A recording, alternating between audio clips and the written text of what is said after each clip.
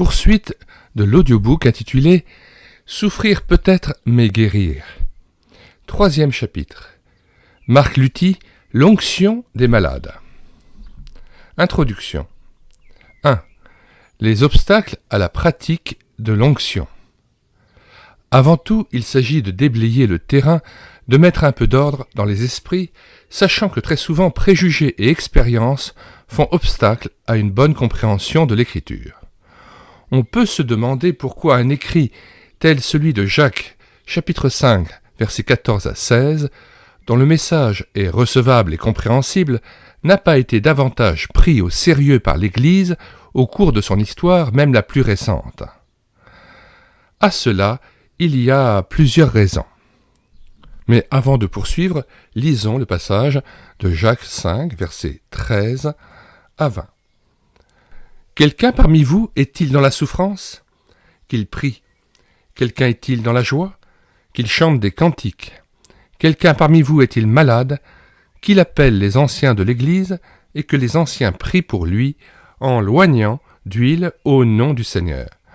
La prière de la foi sauvera le malade, et le Seigneur le relèvera. Et s'il a commis des péchés, il lui sera pardonné. Confessez donc vos péchés les uns aux autres, et priez les uns pour les autres, afin que vous soyez guéris.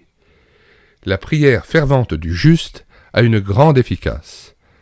Élie était un homme de la même nature que nous, il pria avec instance pour qu'il ne plût point, et il ne tomba point de pluie sur la terre pendant 3 ans et 6 mois. Puis il pria de nouveau, et le ciel donna de la pluie, et la terre produisit son fruit. Mes frères, si quelqu'un parmi vous s'est égaré loin de la vérité, et qu'un autre l'y ramène, qu'il sache que celui qui ramènera un pécheur de la voie où il s'était égaré, sauvera une âme de la mort, et couvrira une multitude de péchés. Fin de citation, et retour au texte. Rappelons, avant de poursuivre, que Marc Luthi signalait que dans l'histoire de l'Église, le passage de Jacques 5 n'avait peut-être pas été pris suffisamment au sérieux par l'Église au cours de son histoire. Chapitre 1. L'Épître de Jacques. L'Épître de Jacques a souffert d'une certaine désaffection dans toute l'histoire de l'Église. Elle a eu quelque peine à trouver sa place dans le canon des Écritures. Le nom de son auteur a été contesté. Et même s'il s'agit, comme nous le pensons, du frère de Jésus, on s'est demandé jusqu'à quel point il jouissait d'une autorité identique à celle des autres apôtres. Ces raisons-là expliquent que l'Église n'ait pas toujours porté attention à la pratique de l'onction d'huile. On accuse également Jacques d'avoir un message trop à la périphérie de l'Évangile. Les thèmes centraux de la foi, la croix, la mort et la résurrection du Christ, n'apparaissent pas directement dans son épître. Cependant, elle a bien sa place dans le canon des Écritures. Elle veut nous garder les pieds sur terre, nous appeler à passer d'un évangile proclamé à un évangile accompli dans les gestes de la vie de tous les jours. Jacques sait que l'évangile vient du Seigneur du ciel, mais qu'il est inséparable de son action permanente sur la terre et au nom du Christ. 2. Histoire de l'exégèse. Ayant levé certains obstacles liés au caractère même de l'épître, force nous est de constater que d'autres obstacles sont liés à l'histoire de la pratique de l'onction des malades. L'étude qu'on en peut faire explique comment et pourquoi l'Église a évolué dans la compréhension et l'application de Jacques 5, versets 14 à 16. On peut discerner 3 grandes étapes. A. Durant les 8 premiers siècles. D'une façon privilégiée et presque unique, l'attention des fidèles était orientée vers la guérison du corps. On avait fait de l'onction des malades un remède surnaturel, presque magique. Par conséquent, on tenait pour un échec toute onction qui n'aboutissait pas à une guérison, ce qui suscitait bien des questions et des troubles quant à la manière d'obéir à l'enseignement de Jacques. Remarquons, en passant, que notre XXe siècle fait à nouveau une place privilégiée à l'onction. Elle est remise en valeur dans de nombreuses églises. B. Jusqu'à la veille de la Réforme. Pour corriger cette acceptation par trop limitative de la parole de Jacques, l'Église a mis alors l'accent sur l'effet spirituel de l'onction destinée à préparer les fidèles au trépas. Dès ce moment, on a parlé de l'extrême onction, c'est-à-dire d'une action ultime auprès des malades à l'article de la mort. Selon certains auteurs catholiques, l'onction était comparable au entre guillemets, dernier coup d'éponge passé sur la vie du malade. Naturellement, l'apparition du prêtre venu administrer l'extrême onction était interprétée par le malade et son entourage comme un signe de la mort prochaine. Vous me la donnerez quand je ne me rendrai plus compte de rien. Cette supplique est à la mesure de la crainte qu'elle suscitait. Nous assistons aujourd'hui à une véritable recherche dans les milieux catholiques pour rendre à l'onction sa véritable signification sur le plan du vocabulaire déjà. On évite de parler d'extrême onction, on offre l'onction des malades. C. Dès le XVIe siècle, lors de la Réforme, les positions se durcissent de part et d'autre. Les réformateurs, pour contrecarrer une pratique qui leur paraît trop sacramentelle, mais aussi singulièrement inopérante, interprètent le texte de Jacques en rapport avec les dons spirituels. C'est parce que les dons de guérison avaient encore cours, écrit Calvin, que Jacques veut que les malades recourent à ce remède. Mais tous sont contraints de confesser que le don de guérison a été temporel et non perpétuel. Ceux donc qui aujourd'hui pratiquent encore l'onction ne sont pas vrais imitateurs, mais singes des apôtres. Fin de citation.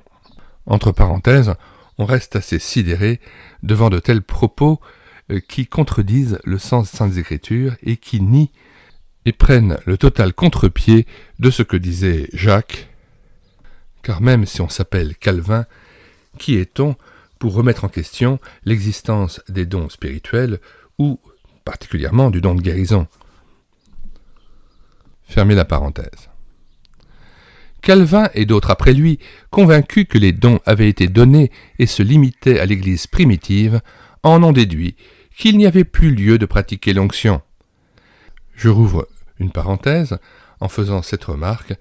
Les réformateurs qui se sont réclamés d'un retour aux Saintes Écritures ont parfois été à l'encontre des Saintes Écritures et ont fini parfois par faire l'inverse de ce que les Saintes Écritures faisaient. C'est assez lamentable et pitoyable. Comme quoi la vérité est loin d'être toujours dans le camp des protestants. Retour au texte. Il serait trop facile de juger de ces différentes prises de position, alors qu'en fait, nous en sommes aujourd'hui plus ou moins tributaires. Il y a mieux à faire. Il nous faut écouter ce que Jacques nous dit de la part du Seigneur et entrer dans la pratique de son enseignement. 2. Place de Jacques, chapitre 5, versets 14 à 16. Avant d'étudier Jacques, chapitre 5, versets 14 à 16, quelques remarques s'imposent quant à la place de ces versets dans l'ensemble de l'épître. Ceux qui l'ont lu et médité auront certainement remarqué la quasi-impossibilité d'en faire un plan. Et si vous lisez des commentaires, vous aurez pratiquement autant de plans que de commentaires. Et probablement qu'aucun d'eux ne correspond à celui que Jacques avait à l'esprit lorsqu'il écrivait son épître. Elle laisse apparaître 3 grandes lignes de force qui caractérisent aussi bien l'ensemble de la lettre que la péricope consacrée à l'onction des malades. Alors, une péricope, c'est un récit constituant une unité littéraire. Dans la liturgie chrétienne, passage de la Bible découpé pour l'usage liturgique. Dans un texte sacré, passage formant une unité grâce à laquelle ce passage garde isolément tout son sens mystique. C'est un terme qui vient du grec péricopé, action de couper autour, lui-même composé à l'aide de péri autour et que koptein, frapper, couper, et en religion, cela désigne un passage extrait de la Bible pour l'usage liturgique et présentant une certaine unité. Fin de définition et retour au texte. 1. La mise en pratique de la foi. Jacques invite l'Église, comme nous l'avons déjà fait remarquer plus haut, à traduire par des actes concrets son amour pour le Christ, sa compassion pour ceux qui souffrent. Les chrétiens sont appelés à être le corps du Christ, c'est-à-dire le lieu où la compassion du Seigneur est pleinement manifestée. Car écouter l'Écriture, c'est aussi être prêt à la mettre en pratique. 2. l'accent mis sur la vie de la communauté. Souvent, l'auteur rend compte de cette dimension communautaire par des expressions telles que « frères »,« parmi vous »,« d'entre vous »,« les uns les autres », etc. Il souligne aussi la solidarité de tous les membres du corps de Christ. Et si l'épître se termine par un appel à recourir à l'onction, c'est que, par le fait de son existence, une vraie communauté en Christ est une communauté de guérison. Nous préciserons plus loin dans quel sens. Troisièmement, l'attente du royaume de Dieu. Le temps présent a sa place dans le dessein de Dieu. Nous répétons, le temps présent a sa place dans le dessein de Dieu. Nous sommes pris entre deux événements. Le premier, c'est la venue du Christ, Messie souffrant dont la vie, la mort et la résurrection manifestent la réalité du royaume. Les guérisons et les libérations qui accompagnent le ministère de Jésus sont autant de signes de l'irruption du royaume de Dieu parmi les hommes. Le second événement, c'est la parousie. Alors la parousie, c'est le retour glorieux du Christ à la fin des temps dans le but d'établir définitivement le royaume de Dieu sur la terre. Le mot parousie signifie en grec ancien « présence ». Il est formé à partir de para, à côté d'eux, auprès d'eux, et ousia, l'essence, l'être, la réalité, l'existence. Autrement dit, appliqué au retour de Jésus-Christ, Christ sera à ce moment-là, pour toujours, auprès de nous, à nos côtés. Fin de définition et retour au texte. Le second événement, c'est la parousie du Seigneur qui fera éclater aux yeux de tous les hommes la plénitude de sa gloire. Nous nous trouvons donc dans une situation intermédiaire. Le royaume de Dieu est déjà présent, mais pas encore pleinement manifesté. Il est nécessaire de s'en souvenir à l'heure d'une confrontation avec la maladie et la souffrance. Ce « déjà » et ce « pas encore » nous rappellent que nous nous trouvons dans cette situation de tension, de promesse pour la guérison d'une part et d'échec entre guillemets d'autre part. L'oublier, ce serait mal comprendre l'enseignement de Jacques. B. Onction des malades, ou exégèse de Jacques 5, versets 14 à 16. Plutôt que de suivre le fil du texte, nous groupons nos réflexions autour de quelques thèmes. Grand 1. Bénéficiaire de l'onction. 1. Son état de maladie. La gravité de la maladie du bénéficiaire de l'onction est la première indication donnée. Jacques ne s'engage pas dans une description clinique complète du patient. Il ne fait aucun diagnostic. Il parle d'une façon plutôt subjective de manière à traduire ce que ressent le malade lui-même. Il use de deux mots pour qualifier son état. Le premier caractérise la faiblesse qui accompagne toute maladie et le deuxième souligne la souffrance corporelle, la lassitude et l'impatience qui en résultent.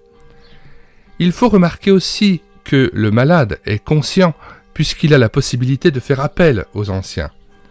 Enfin, il est certainement retenu chez lui car plusieurs termes sous-entendent qu'il est alité. En bref, il est utile de remarquer ce qui suit. Nous sommes ici en présence d'un malade gravement atteint qui a pris conscience d'être devant un délai. Sa maladie pourrait le conduire au terme de ses jours. Une telle situation s'accompagne souvent d'une crise profonde. C'est pourquoi les médecins redoutent de révéler au malade son véritable état. Chacun n'est pas à même d'en supporter le choc. Le chrétien lui aussi réagit lorsqu'il apprend et finit par comprendre qu'il est devant un délai. Le simple fait de cette issue fatale, soudain rapprochée alors qu'il la tenait pour lointaine, peut être une épreuve réelle dans laquelle il a besoin d'aide. Même s'il n'est pas directement informé par les médecins, le malade, gravement atteint, a souvent une certaine intuition de son véritable état. Et le jeu de cache-cache que mènent ensemble ceux qui approchent le malade ou le malade lui-même, quand il refuse de considérer lucidement son état réel, fait partie de sa souffrance et accentue son isolement. Ceci nous amène à parler de son appartenance à la communauté. 2. Son appartenance à la communauté. Le texte biblique laisse clairement entendre ici que le malade est un chrétien appartenant à une communauté locale. La souffrance d'un seul des membres du corps concerne toute la communauté, comme le dit ailleurs l'apôtre Paul. Si un membre souffre, tous les membres souffrent avec lui. 1 Corinthiens 12, verset 26. En Christ, l'épreuve d'un seul alerte tous les autres. Quand la solidarité fraternelle est authentique, à l'épreuve de la maladie s'ajoute celle d'être privé, d'une certaine manière, de la vie communautaire. Cet isolement est parfois aggravé par les réactions d'inquiétude ou d'incompréhension que peuvent avoir les bien portants envers le malade. De plus, suite aux difficultés de déplacement et à l'éloignement de la communauté, le malade aura tendance à se replier sur lui-même. Cela s'explique. Très souvent, celui qui est atteint dans sa santé s'interroge et se culpabilise. Ai-je désobéi à Dieu ? Suis-je responsable de ce qui m'arrive ? Très vite, des sentiments d'auto-accusation, voire de honte, l'enferment encore davantage dans sa solitude. Il se comporte un peu comme un animal qui, blessé par une voiture, cache sa souffrance et va périr dans un endroit secret. Il y a, chez tout homme, semblable réflexe. C'est une des raisons pour lesquelles Jacques invite le malade à faire appel à la communauté. 3. L'initiative du malade. Le malade est donc invité par l'apôtre à refuser la solitude et le naturel repliement sur lui-même. Il est de sa responsabilité de faire connaître à la communauté sa situation, de faire appel à la prière de l'Église et à la visite des frères. Ce comportement semble aller de soi. En fait, il est encore méconnu de la plupart des membres des communautés chrétiennes.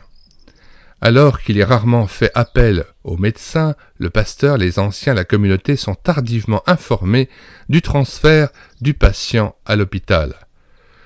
Oubliée et mal informée, la communauté est mise dans l'impossibilité de prier et de prendre en charge le malade. Selon Jacques, c'est bien le malade lui-même qui est invité à faire cette démarche. Par cet appel aux anciens, il fait savoir à la communauté qu'il a le désir de recevoir, au travers d'elle, le secours de Dieu. Cela sous-entend que l'Église doit être prête à répondre à tel appel et qu'un enseignement clair est donné à ce sujet dans la communauté. C'est le lieu de rappeler que toute grave maladie comporte des tentations pour celui qui souffre. Dans sa faiblesse, il n'a plus les mêmes moyens de combat, la même force de réaction face à l'ennemi. Par conséquent, il a d'autant plus besoin de la prière de la communauté. Il est significatif qu'en grec, le même mot signifie à la fois épreuve et tentation. C'est que toute épreuve est en même temps une tentation et vice-versa. Ceci fait prendre conscience de la responsabilité de l'Église auprès des malades. 2. Les administrateurs de l'onction. Qui doit pratiquer l'onction sur le malade ? Très clairement, le texte dit que cette responsabilité revient aux anciens collégialement. Calvin reliait étroitement la pratique de l'onction au don spirituel, celui de la guérison en particulier. On peut alors se demander si les anciens, pour répondre valablement à l'appel du malade, auraient à manifester un don de guérison. L'étude des textes bibliques en rapport avec le ministère des anciens ne dit rien de semblable. Faire appel aux anciens, ce n'est pas solliciter ceux qui auraient dans la communauté un don de guérison. Bien sûr, il ne s'agit pas d'en exclure la possibilité. Jusqu'à la lecture des récits de l'Église primitive, on réalise que les anciens étaient choisis parmi ceux qui avaient de réelles qualifications. Cependant, il n'est dit nulle part de l'ancien qu'il doit avoir un charisme au bénéfice des malades. Le seul don explicitement requis est celui d'enseignement, la possibilité de s'exprimer clairement et d'être apte à réfuter les faux docteurs. 1 Timothée 3, 2 que nous lisons. Il faut que l'évêque soit irréprochable, mari d'une seule femme, sobre, modéré, réglé dans sa conduite, hospitalier, propre à l'enseignement. Fin de citation et retour au texte. C'est donc que les anciens ne sont pas sollicités d'intervenir en vertu de leurs dons, ni de leur compétence à discerner la volonté de Dieu, ni même à cause de la puissance particulière de leur prière, bien que tout cela soit souhaitable. Ils sont appelés au chevet du malade comme représentants de la communauté. En effet, la dimension communautaire est fondamentale dans la pratique de l'onction. La prière que prononcent les anciens pour le malade est avant tout celle de la communauté. Par leur ministère, toute l'Église dont fait partie le patient est présente auprès du malade. C'est la raison pour laquelle la pratique de l'onction ne peut être faite en secret. On ne peut l'imaginer comme une intervention de quelques frères qui informaient la communauté en cas de guérison. L'Église en souffrirait parce qu'elle aussi aurait voulu s'associer à cette prière. Dans la mesure du possible, toute la communauté doit être informée. Mieux que cela, elle sera appelée à prier tandis que les anciens visitent le malade pour pratiquer l'onction. 3. La confession des péchés. 1. L'éventuel état de péché du malade. S'il a commis des péchés, il lui sera pardonné. Même si Jacques avait une certaine tendance judaïsante à la tête de l'Église de Jérusalem, il ne partage pas le point de vue traditionnel qui lie systématiquement la maladie à un péché particulier. Ici, l'état de péché n'est entrevu que comme une éventualité. Celle-ci conduira le malade et les anciens avec lui, pour ne rien dire de la communauté, à réfléchir au sens de cette maladie. Dans sa souveraineté, Dieu est sagesse. La maladie a donc toujours un sens, même s'il nous échappe. Nous pouvons rester convaincus qu'il y a une finalité en toute chose. De quel péché pourrait-il être question ici ? Le mot qu'emploie Jacques vise, dans l'ensemble de l'épître, les péchés commis à l'égard des frères. Ce sont avant tout des fautes de relation, des péchés contre le corps, c'est-à-dire des manquements qui ont pour effet une atteinte à la communion fraternelle. Alors, nous ouvrons une parenthèse. Je ne pense pas qu'il y ait une trace dans le texte de Jacques d'un quelconque rapport entre la maladie et un péché à l'égard de la communauté. Là, ici, on tombe dans la subjectivité et la spéculation et de fausses affirmations, ou du moins des affirmations péremptoires et gratuites. Je ferme la parenthèse. En l'occurrence, il ne s'agit pas du malade seulement, mais de la communauté dans son ensemble. Le patient serait ainsi le membre faible dans lequel apparaîtrait l'asthénie du corps tout entier. Y aurait-il eu chez le malade, mais également dans sa communauté, un manque d'amour, une rancune, un péché non pardonné à un frère. En effet, il ne faut pas exclure la possibilité d'une relation entre la désobéissance à Dieu et un état de maladie. Il est des crises de santé qui sont la conséquence directe d'une faute de vie. Il faut élargir ici notre notion du péché. Nous réservons à tort ce mot aux fautes morales, mensonges, vol, adultère. L'Écriture ne connaît pas cette classification. Quel que soit le domaine concerné, l'homme pêche à chaque fois qu'il s'écarte de la loi de Dieu. Ne pas tenir compte des lois divines, c'est en subir certaines conséquences. Le décalogue explicité dans le sermon sur la montagne est aussi une loi nous assurant une bonne santé. La maladie signale une erreur de comportement, une fausse manière de vivre. La bonne nouvelle qu'est l'Évangile concerne l'ensemble de notre existence et non un domaine particulier étiqueté spirituel entre guillemets. Nous sommes appelés à vivre saintement et sainement. Ainsi donc, le péché pourrait être la cause de la maladie. Cependant, il faut se garder de généralisation hâtive. La maladie peut être d'abord un appel à la réflexion. une invite à prendre conscience de telle ou telle erreur sans que celle-ci soit nécessairement en rapport direct avec la situation actuelle. Ce temps d'arrêt peut permettre à quelqu'un d'opérer un redressement, éventuellement une réorientation de sa vie. Par ailleurs et finalement, le patient pourrait être amené au cours de sa maladie à prendre conscience qu'il manque de foi, qu'il est impatient, que son attitude envers lui-même ou envers ceux qui le soignent est déplorable. Là aussi, la puissance libératrice du Christ doit opérer. Ce qui précède met en lumière la complexité de la maladie. On ne peut schématiser, dépeindre cet état en noir et blanc, ignorer les astuces. La tâche de la communauté est d'assister le malade dans la découverte du sens de sa maladie. 2. La confession des péchés. Comme le texte le suggère, il se peut que lors de la visite des anciens, le malade se trouve sous l'accablement du péché. Il arrive, et l'expérience permet de le constater, que des chrétiens reconnaissent une faute, la confessent à Dieu, mais ne peuvent, par eux-mêmes, saisir le pardon qui leur est offert. C'est la raison pour laquelle il est question ici de confession. Bien qu'elle ne soit pas directement mentionnée au verset 15, elle y est sous-entendue. Aidé par la confession de ses péchés devant témoins et par la prière des anciens, le malade entrera en pleine possession du pardon de Dieu.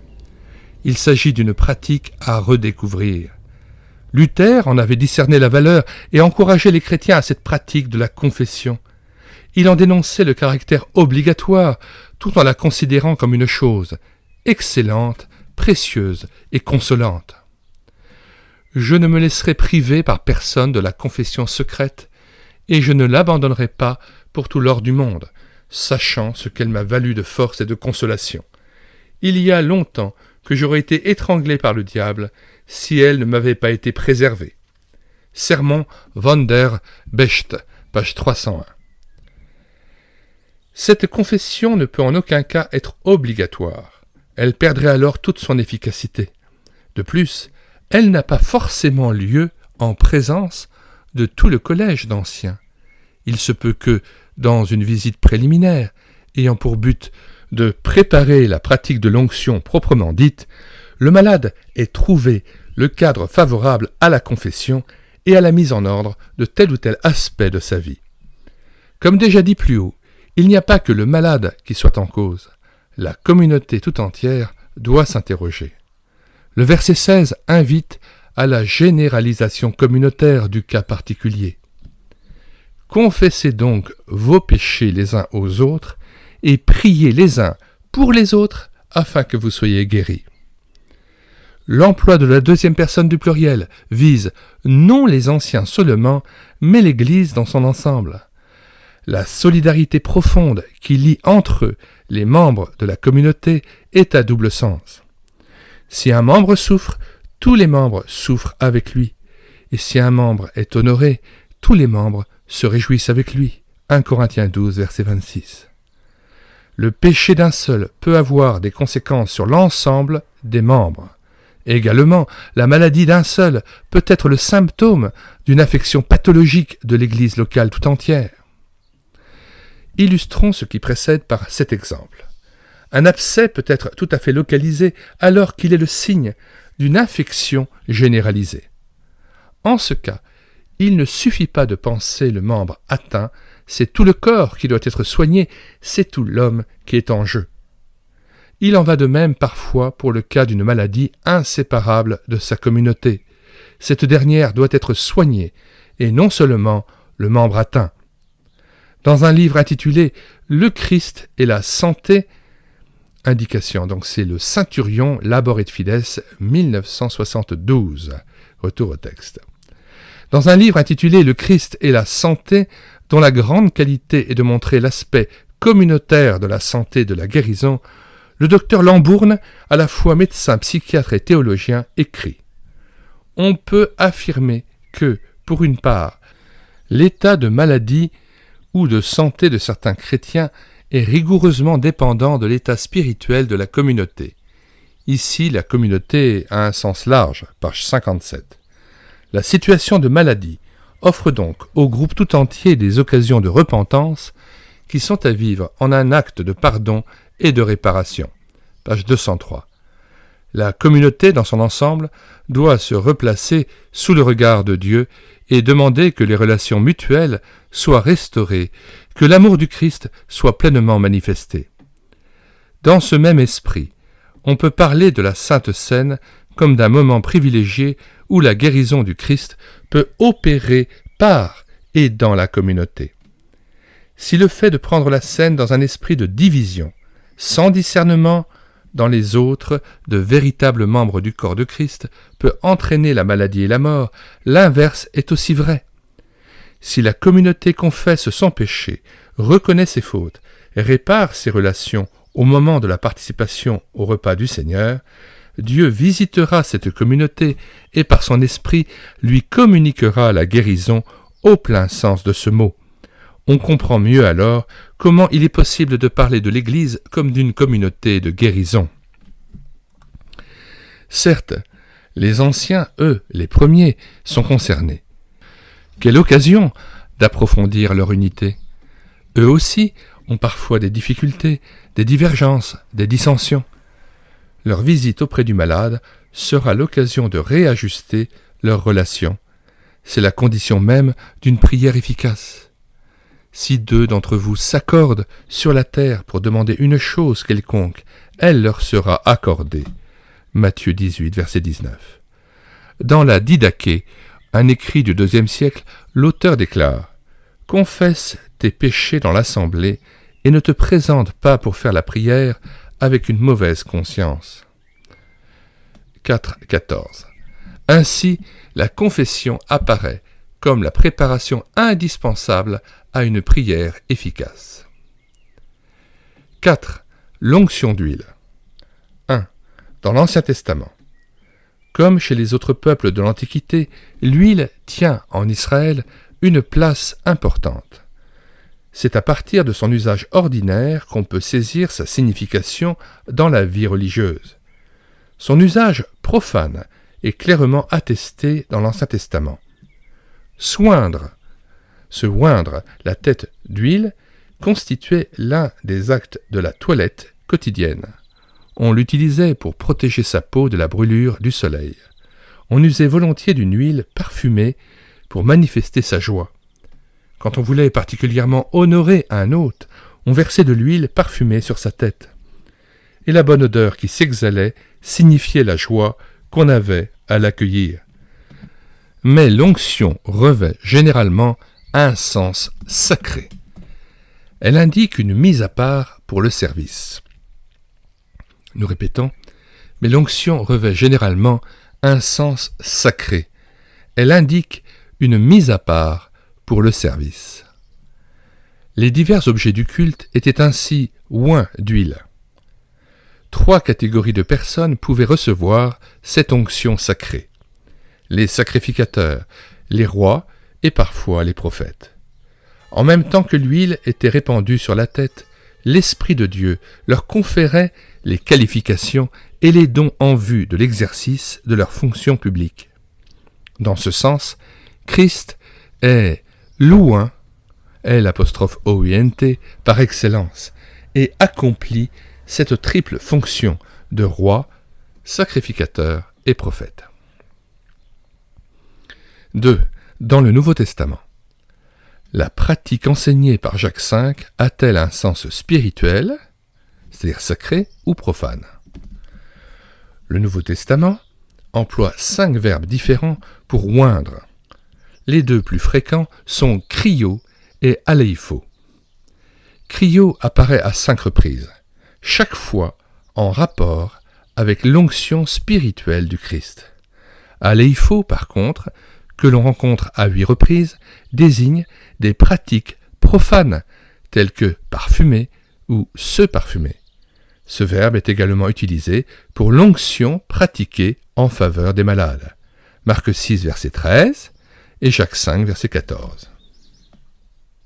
Alors nous lisons ce passage de Marc 6, versets 12 et 13, et il faut savoir que le contexte est le suivant. Christ envoie les 12, 2 par 2, et leur donne le pouvoir sur les esprits impurs.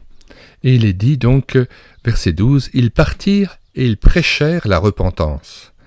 Ils chassaient beaucoup de démons, et ils oignaient d'huile beaucoup de malades, et les guérissaient. » Nous relisons maintenant Jacques 5, verset 14. « Quelqu'un parmi vous est-il malade, qu'il appelle les anciens de l'Église, et que les anciens prient pour lui, en l'oignant d'huile au nom du Seigneur. » Fin de citation et retour au texte. Il est difficile d'arriver à des conclusions absolues quant au sens de l'onction pratiquée sur le malade. Plusieurs y voient une pratique thérapeutique et considèrent l'huile comme un médicament. Ils invoquent, entre autres, pour soutenir leur point de vue, la parabole du bon samaritain soignant un blessé à l'aide du vin pour désinfecter et de l'huile pour adoucir la plaie. Un commentateur contemporain pousse encore plus loin cette interprétation médicale en rendant le verset 14 comme suit. « Que les anciens prient pour lui et amènent le médecin au nom du Seigneur. » Il n'est pas nécessaire de démontrer combien cette interprétation s'éloigne de l'enseignement de Jacques. À l'opposé se situent ceux qui considèrent l'huile comme un symbole du Saint-Esprit. Il se réfère tout normalement à l'onction pratiquée dans l'Ancienne Alliance sur les rois et les sacrificateurs. À leurs yeux, si Jacques n'utilise pas Crio, c'est que le Nouveau Testament le réserve au Christ, l'oint par excellence. Il serait alors erroné de vouloir donner à l'usage d'aléipho un sens trop précis. Il paraît plus juste de considérer l'onction comme une aide pour la foi. Parce qu'on reconnaît à l'huile certaines propriétés thérapeutiques, elle a été choisie comme un signe de la guérison. Jésus n'a-t-il pas choisi des éléments en rapport avec ce qu'il devait signifier en fixant son choix sur l'eau pour le baptême ou sur le pain et le vin, un repas pour la scène? N'y aurait-il pas une certaine similitude avec l'usage, par Jésus, de la salive lors de la guérison d'un sourd, Marc 7, verset 33, ou de la boue pour l'aveugle-né, Jean 9, verset 6. Alors, nous voulons lire ce passage de Marc 7, verset 31 à 37. Jésus quitta le territoire de Tyr et revint par Sidon vers la mer de Galilée, en traversant le pays de la Décapole.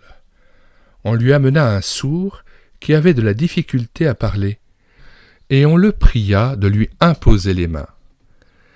Il le prit à part loin de la foule, lui mit les doigts dans les oreilles, et lui toucha la langue avec sa propre salive. Puis, levant les yeux au ciel, il soupira et dit « Ephata », c'est-à-dire « Ouvre-toi ». Aussitôt ses oreilles s'ouvrirent, sa langue se délia, et il parla très bien. Jésus leur recommanda de n'en parler à personne. Mais plus il le leur recommanda, plus ils le publièrent. Ils étaient dans le plus grand étonnement et disaient « Il fait tout à merveille, même il fait entendre les sourds et parler les muets. » Fin de citation et retour au texte. Le sens adopté ici convient parfaitement au texte parallèle de Marc 6, verset 13. Ce qui ne serait pas le cas des solutions précédentes. L'accent est mis sur la prière plutôt que sur l'onction et le sens d'aléipho est respecté. Rappelons Marc 6, verset 13. « Ils chassaient beaucoup de démons et ils oignaient d'huile beaucoup de malades et les guérissaient. » Retour au texte. Quant à la pratique même de l'onction, il n'y a pas de règle absolue. Tout dépend du sens qu'on donne à l'huile et à l'onction. Si on la considère comme un médicament, elle doit être appliquée sur les endroits malades du corps. Ceux qui admettent que l'huile est un symbole du Saint-Esprit procéderont de manière semblable à celle pratiquée sous l'Ancienne Alliance. L'huile était versée sur la tête, parfois même avec abondance. Voir Psaume 133, verset 2. Lisons ce psaume qui comporte que 3 versets. « Voici, ô qu'il est agréable, qu'il est doux pour des frères de demeurer ensemble. C'est comme l'huile précieuse qui, répandue sur la tête, descend sur la barbe sur la barbe d'Aaron, qui descend sur le bord de ses vêtements. C'est comme la rosée de l'Hermon qui descend sur les montagnes de Sion, car c'est là que l'Éternel envoie la bénédiction, la vie pour l'éternité. Selon la conception adoptée ici, il faudra tenir compte des circonstances particulières. Si le mal est très localisé, il semblerait indiqué d'appliquer l'huile à cet endroit. Dans le cas d'une maladie généralisée, on oindra la tête du malade ou simplement son front. J'ouvre une parenthèse. Alors, ces propos me laissent rêveur parce qu'on a vraiment l'impression qu'on veut toujours rajouter à l'écriture. Le texte ne dit pas du tout cela, c'est encore une spéculation, c'est une manière de vouloir toujours rentrer dans le détail qui est typiquement humain, alors que finalement, la ligne de la parole de Dieu, c'est toujours la liberté, et il faut toujours respecter les silences de Dieu, et ne jamais aller ni au-deçà, ni au-delà de ce qui est écrit. Voilà. Je ne vois pas pourquoi il serait forcément question de mettre de l'huile sur la plaie localisée ou sur le front ou quoi que ce soit. La Bible n'entrant pas dans ces détails-là, la parole de Dieu n'allant pas au-delà de ce qui est dit de manière générale, pourquoi irions-nous nous-mêmes au-delà de ce qui est dit? Fermez la parenthèse. 5. La prière. L'important dans toute cette pratique n'est pas l'onction, mais la prière. Alors qu'une seule mention est faite de l'onction d'huile, Jacques revient sur le thème de la prière à 4 reprises en utilisant chaque fois une expression différente. De plus, le verbe qui exprime l'action d'oindre est un participe, ce qui signifie que ce geste accompagne la prière. Oui, le texte grec dit littéralement qu'il prie sur lui et après l'avoir loint d'huile, dans le nom du Seigneur. Sachant que le mot « nom » signifie dans la Bible toujours le mot « personne », il est oint d'huile dans la personne du Seigneur. En fait, c'est comme s'il y avait un rappel très profond de l'état du chrétien qui est en Christ. Sa vie est cachée avec Christ, en Dieu, et il est dans les lieux célestes avec Christ. Il vit dans la présence du Père. Et donc nous sommes dans le nom du Seigneur. Nous recevons l'onction d'huile. Dans le nom du Seigneur, nous sommes en lui. Nous ne formons plus qu'une seule plante avec lui. Nous nous identifions à lui dans sa mort et dans sa résurrection. On se souvient du passage d'1 Corinthiens 15, versets 42 à 44. « Ainsi en est-il de la résurrection des morts. Le corps est semé corruptible, il ressuscite incorruptible. Il est semé méprisable, il ressuscite glorieux. Speiretai en asthénéia, il est semé dans la faiblesse. » Le mot asthénéia a donné le mot maladie, je rappelle. Il est semé dans la faiblesse. Egeiretai en dynamei, il se relève dans la puissance. Egeiretai en dynamei. Fermez la parenthèse, retour au texte. Effectivement, c'est à la prière que sont faites les promesses. La prière de la foi sauvera le malade, verset 15. La prière fervente du juste a une grande efficace. Littéralement en grec, polyu iskuei, est très forte et très puissante. Priez les uns pour les autres, afin que vous soyez guéris. Verset 16a. On pourrait alors se poser la question de l'opportunité de l'onction. La prière, à elle seule, ne suffit-elle pas? Pour y répondre, il faut se rappeler l'ensemble de l'enseignement de Jacques, sa préoccupation d'une parole passant aux actes. Il n'invite pas l'Église et ses représentants à une vague prière pour celui qui souffre. Le frère de Jésus prend soin de mettre en place un cadre dans lequel s'inscrira concrètement la solidarité de la communauté. La prière est précédée et accompagnée d'un geste ou même de plusieurs gestes. La démarche du malade, la visite des anciens et finalement l'onction proprement dite. Il suffit d'une demande émanant d'un malade et voilà qu'est déclenché tout un processus. L'Église sera comme contrainte d'entrer dans la situation du malade. Elle se sentira impliquée, concernée directement par la souffrance d'un de ses membres. Ce sera un véritable encouragement pour le malade qui réalisera qu'on n'en reste pas aux paroles, mais qu'on se solidarise avec lui. Prenons garde de ne pas minimiser la valeur du geste, comme si l'homme n'était pas à la fois corps, âme et esprit. Il serait intéressant d'étudier les différentes expressions qualifiant ou caractérisant la prière alors prononcée. Elles ne sont pas toujours faciles à comprendre. Nous nous bornerons à 3 d'entre elles. 1. La prière sur le malade. Faut-il en déduire que l'imposition des mains doit accompagner la prière onction? Les avis divergent. Ce n'est pas d'une importance capitale. Alors que pour certains la pratique de l'imposition des mains ne fait aucun doute dans ce contexte, Calvin a une position plus réservée qui nous paraît plus proche du sens des mots utilisés. Le réformateur pense qu'il s'agit d'une prière prononcée en présence du malade, à son chevet, et il précise « Quand la personne pour laquelle on prie est présente, l'affection de prier est plus grande ». Ce dernier point de vue nous paraît plus conforme au sens du mot grec rendu par sûr, pour ne rien dire des textes juifs relatifs à l'onction pratiquée en faveur des malades, sans mention aucune de l'imposition des mains. 2. La prière de la foi.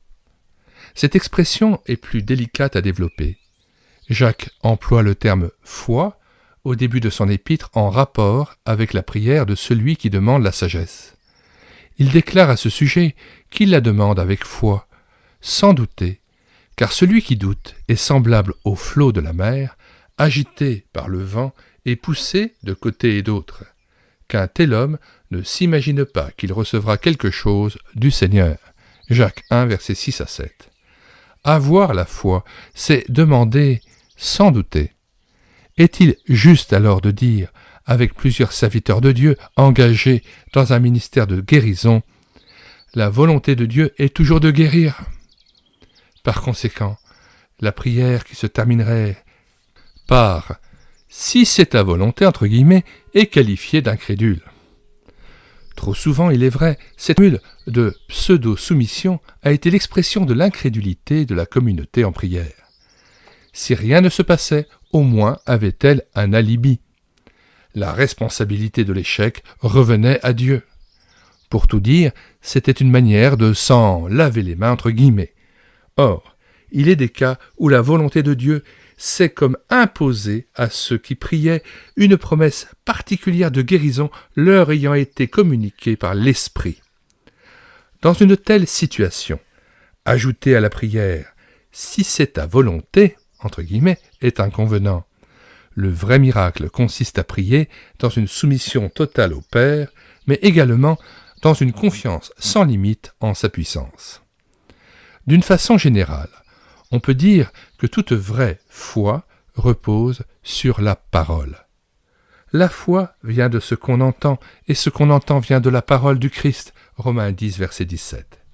Cependant, l'Écriture n'envisage pas toutes les situations.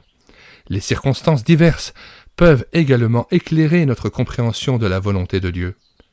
Peut-être faudrait-il ne pas oublier que le signe par excellence de la volonté de Dieu dans la Nouvelle Alliance est l'accord des frères. Cet accord est une indication importante. Il faut rechercher ensemble, je pense aux anciens et à la communauté, la direction dans une vision commune des choses. Cependant, même si les anciens n'ont pas reçu la conviction précise quant à la guérison ou non du malade, et le cas se présente souvent, l'onction peut tout de même être pratiquée. L'enseignement de Jacques est d'ordre général et par conséquent ne s'applique pas uniquement au cas particulier pour lequel une promesse spéciale aurait été reçue. Le combat de la prière ne se limite pas à demander, mais doit viser à recevoir et discerner la réponse de Dieu. Il faut prier jusqu'à ce qu'une réponse soit donnée. À la suite de la pratique de l'onction, le malade peut avoir une conviction précise de la part de Dieu en ce qui le concerne. Dans d'autres cas, les anciens auront à aider le malade à recevoir et accepter la réponse divine. l'apôtre Paul a connu personnellement cette situation. À 3 reprises, il a prié pour être délivré d'une écharde dans sa chair qui lui paraissait comme un handicap à l'accomplissement de son ministère. Il n'a pas obtenu ce qu'il demandait.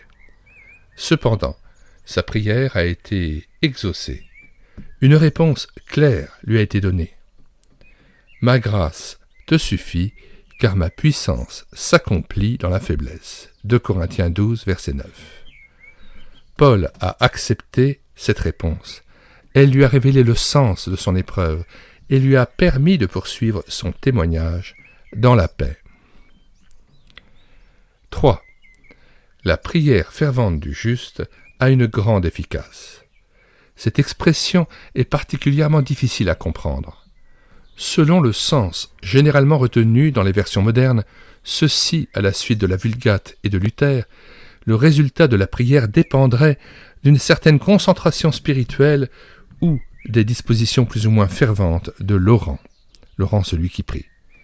Il semblerait que l'efficacité d'une telle prière soit liée à l'insistance, à la ferveur de celui qui la prononce, confère la parabole prononcée par Jésus, Luc 11, versets 5 à 9, que nous lisons. Il leur dit encore, « Si l'un de vous a un ami, et qu'il aille le trouver au milieu de la nuit pour lui dire, « Ami, prête-moi 3 pains, car un de mes amis est arrivé de voyage chez moi, et je n'ai rien à lui offrir. » Et si de l'intérieur de sa maison cet ami lui répond, « Ne m'importune pas, la porte est déjà fermée, mes enfants et moi sommes au lit, je ne puis me lever pour te donner des pains. » Je vous le dis, même s'il ne se levait pas pour les lui donner, parce que c'est son ami, il se lèverait à cause de son importunité et lui donnerait tout ce dont il a besoin. Retour au texte. Sans vouloir écarter d'une manière absolue cette interprétation, la manière de comprendre de Schletter, un théologien allemand, mérite attention. La prière aboutit au succès lorsqu'elle a été rendue efficace par le décret divin de celui qui exauce la prière.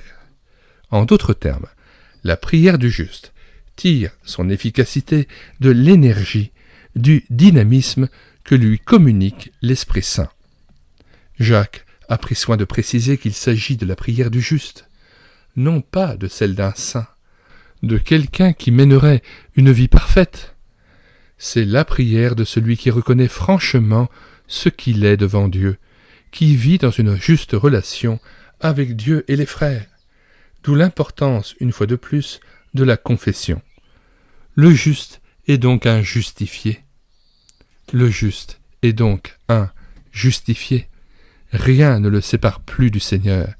Il se trouve ainsi en pleine harmonie avec celui à qui il s'adresse en prière. 6. Les effets de l'onction. Il n'est pas facile d'en parler et notre intention n'est pas de faire une enquête pour constater quels ont été les résultats obtenus par ceux qui ont pratiqué l'onction des malades. La vérité ne relève pas de la statistique, mais nous est révélée par l'Écriture. Elle enseigne non pas à éclairer la parole par des expériences, mais à saisir le sens profond d'une expérience à la lumière du texte biblique. Il y a lieu même d'ajouter que, dans une certaine mesure, l'efficacité de l'onction dépend d'une juste compréhension du texte de Jacques 5, versets 14 à 16. Pour plus de clarté, en l'occurrence, on peut distinguer parmi les bénéficiaires de l'onction successivement le malade, la communauté dont il fait partie et son conseil d'anciens. 1. Le malade. A. Il lui sera pardonné. La première promesse qui le concerne est celle du pardon des péchés.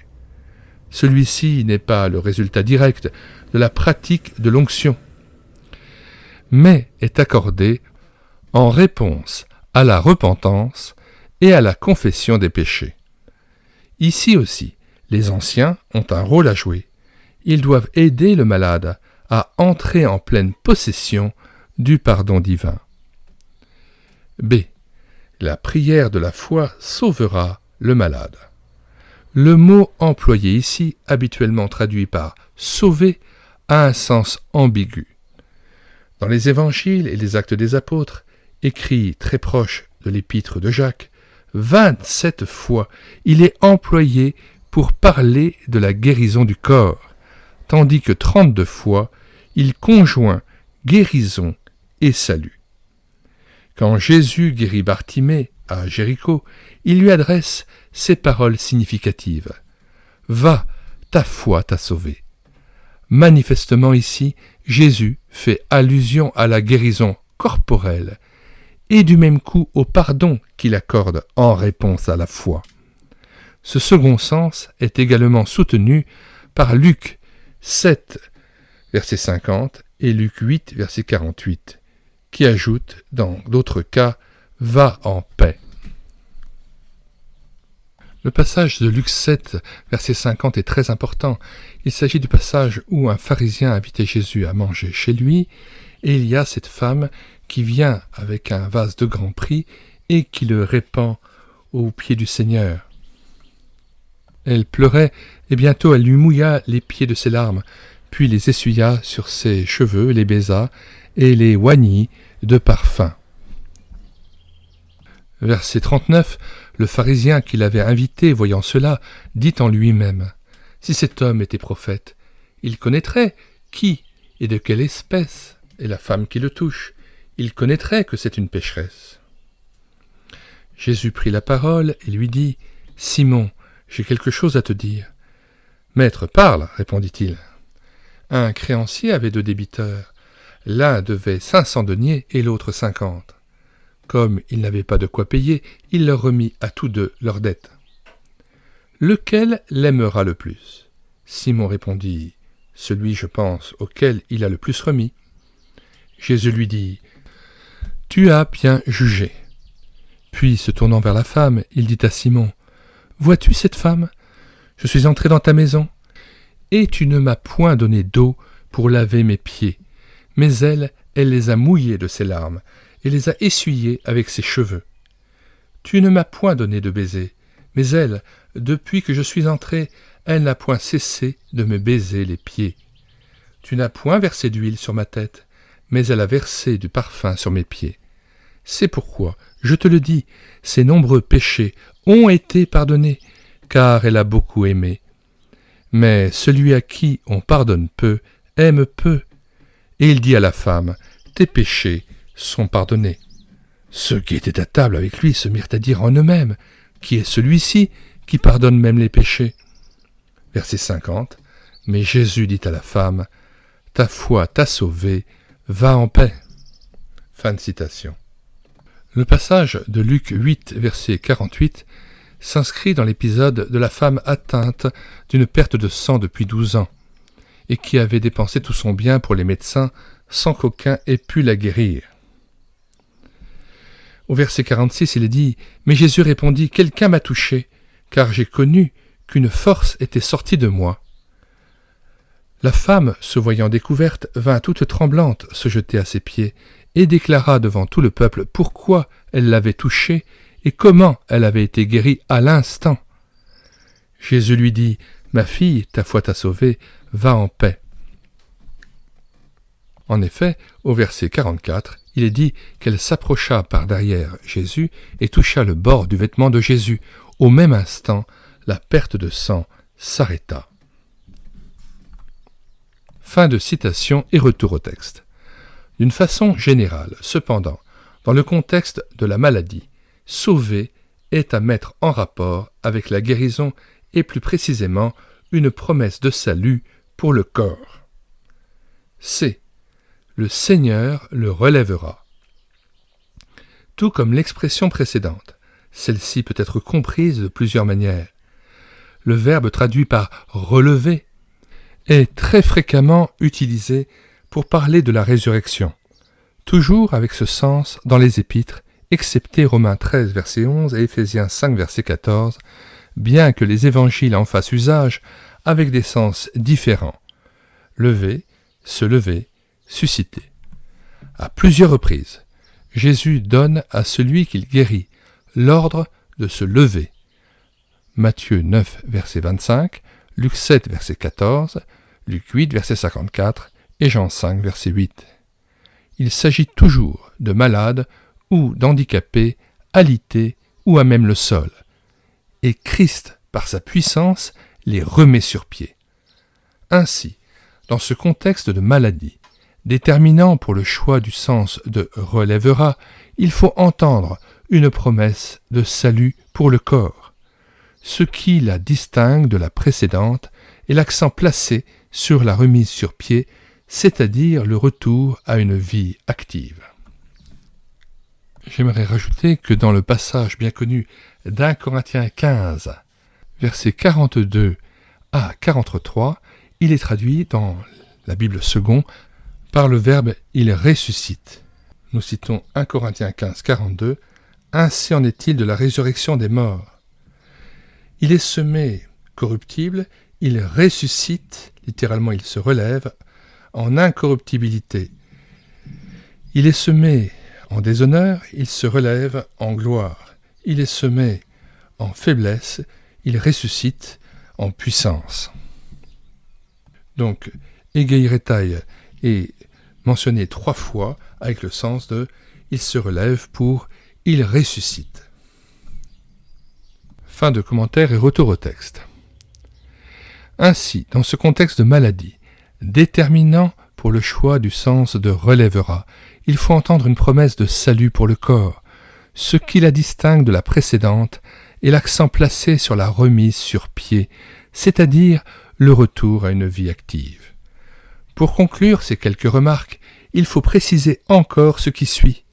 Alors que le pardon des péchés est accordé immédiatement aux malades repentants, confère 1 Jean 1, verset 9, « Si nous confessons nos péchés, il est fidèle et juste pour nous les pardonner et pour nous purifier de toute iniquité. » Retour au texte.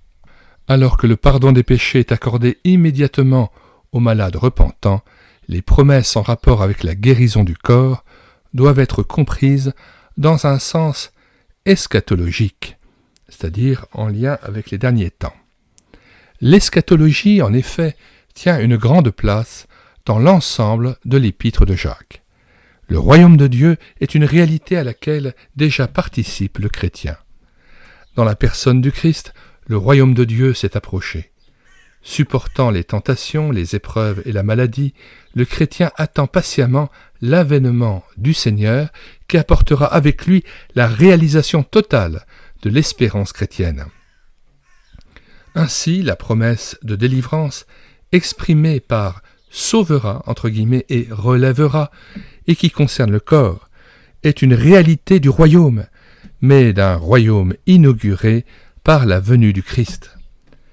Par l'action du Saint-Esprit, grande anticipation du royaume, la guérison peut se concrétiser maintenant déjà comme gage, Éphésiens 1, 14, comme prémisse, Jacques 1, 18, comme art, 2 Corinthiens 1, 22 et chapitre 5, verset 5, de la guérison totale que manifestera l'avènement du Seigneur.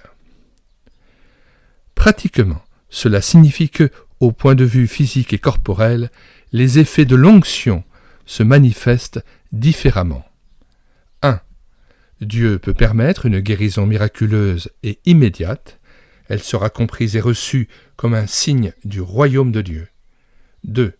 L'effet de santé du malade peut ne progresser que lentement et la guérison n'intervenir qu'après un long temps de prière, de patience, peut être accompagnée d'un traitement médical. Cette guérison n'en est pas moins l'effet de la grâce de Dieu. 3. Il se peut également que l'état physique du malade ne s'améliore pas, au contraire. Jusqu'à l'heure du décès, Dieu peut alors accorder le soulagement des souffrances ou bien une force surnaturelle pour supporter l'épreuve dans la paix et la confiance. La promesse de délivrance subsiste, mais ne se réalise que dans l'au-delà. De toute manière, l'accomplissement total de la promesse est une réalité du royaume de Dieu et trouvera sa pleine réalisation à la résurrection des morts. 2. La communauté. Tout le verset 16 est comme une généralisation communautaire du cas particulier du malade. Confessez donc vos péchés les uns aux autres et priez les uns pour les autres, afin que vous soyez guéris. À moins d'une épidémie, on ne peut comprendre guérir dans un sens physique. Par le moyen de la confession, d'une relation rétablie les uns avec les autres par le Christ, la communauté chrétienne devient un lieu de guérison. Les fautes de relation, la haine, la jalousie, les rancunes sont des puissances de mort qui détruisent non seulement la vie spirituelle, mais ruinent la santé. Au contraire, un amour vrai, une joie authentique, don du Saint-Esprit, une confiance totale en Dieu sont des facteurs de guérison. Il est donc prévisible que l'obéissance à l'exhortation de Jacques 5, verset 16, renouvelle toute la communauté et l'amène à connaître le salut de Dieu dans une dimension encore plus grande. 3. Les anciens. Eux aussi, par l'exercice de leur ministère auprès des malades, seront amenés à demeurer vigilants quant à leur relation réciproque et leur dépendance de Dieu.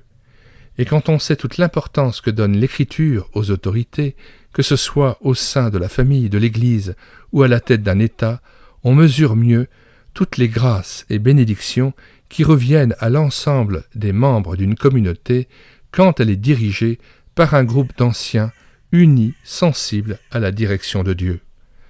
Ainsi comprise, la pratique de l'onction des malades, quels que soient ses effets immédiats et visibles, ne peut être qu'une bénédiction à la fois pour le malade et sa famille, la communauté et son collège d'anciens, en un mot, pour l'Église du Christ.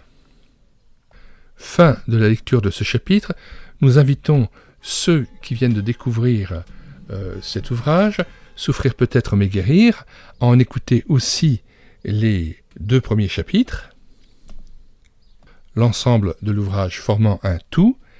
Nous le rappelons, le lien de téléchargement gratuit de cet ouvrage dans les commentaires de cette vidéo, ainsi que des liens vers différents autres ouvrages et d'autres playlists d'ouvrages, de présentation d'ouvrages, permettant le téléchargement gratuit de ceux-ci à partir du site internet médiathèquechrétienne.fr, site que nous avons bâti en synergie avec cette chaîne YouTube et l'Écouter sa parole, afin d'assurer la réédition numérique gratuite d'ouvrages chrétiens épuisés et non réédités comme l'était ce dernier. Nous rappelons que nous en sommes à plus de 1200 ouvrages numérisés. Vous n'avez pas besoin de vous inscrire sur le site. Écrivez sur la barre de recherche Google médiathèquechrétienne.fr, d'un seul tenant sans accent. Une fois arrivé sur le site, vous cliquez sur Livres à télécharger, puis vous faites une recherche par ordre alphabétique d'auteur. Une fois trouvé votre auteur, vous cliquez sur le livre qui vous intéresse, et tout à fait en bas de page, après la lecture de la présentation de l'ouvrage, vous cliquez sur « Télécharger en PDF ou en Word ». Le prochain chapitre que nous lirons sera celui écrit par Jacques Dubois, « L'échec, également signe du royaume de Dieu ». Eh bien, puisse le Seigneur nous guérir de toutes nos infirmités, de toutes nos maladies, qu'il puisse oindre nos yeux d'un collyre qui fasse que nous voyions sa gloire, nous puissions le contempler, que nous puissions aussi avoir nos oreilles ouvertes à sa parole et qu'il puisse en défaire les sceaux afin que nous recevions de sa part la révélation. Nous lisons à nouveau Ésaïe 61, versets 1 et 2. « L'Esprit du Seigneur l'Éternel est sur moi, car l'Éternel m'a oint pour porter de bonnes nouvelles aux malheureux. Il m'a envoyé pour guérir ceux qui ont le cœur brisé, pour proclamer aux captifs la liberté et aux prisonniers la délivrance, pour publier une année de grâce de l'Éternel et un jour de vengeance de notre Dieu, pour consoler tous les affligés, pour accorder aux affligés de Sion, pour leur donner un diadème au lieu de la cendre, une huile de joie au lieu du deuil, un vêtement de louange au lieu d'un esprit abattu, afin qu'on les appelle des térébintes de la justice, une plantation de l'Éternel pour servir à sa gloire. Nous lisons Ésaïe 53, versets 4 et 5. Ce sont nos souffrances qu'il a portées, c'est de nos douleurs qu'il s'est chargé, et nous l'avons considéré comme puni, frappé de Dieu et humilié. Mais il était blessé pour nos péchés, brisé pour nos iniquités, et le châtiment qui nous donne la paix est tombé sur lui, et c'est par ses meurtrissures que nous sommes guéris. J'aimerais terminer par la prière. Seigneur Jésus, nous te rendons gloire aussi parce que tu as accepté de souffrir le châtiment à la croix et de connaître ces terribles meurtrissures afin que nous soyons guéris. Tu es le souverain médecin qui a vaincu la mort, l'esprit de mort, l'esprit de maladie. Tu es vainqueur dans la vie des croyants.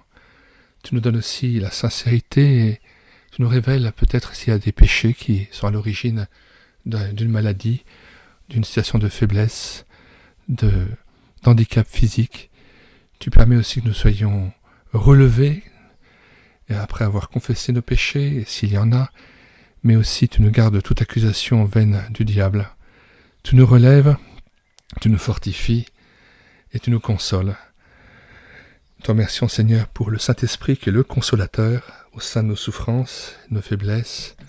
Renouvelle-nous aussi dans cet esprit de solidarité les uns pour les autres afin que nous puissions être sensibles à la maladie, à la souffrance des autres. Renouvelle-nous dans la charité à l'égard de ceux qui sont dans la peine et la souffrance. Amen.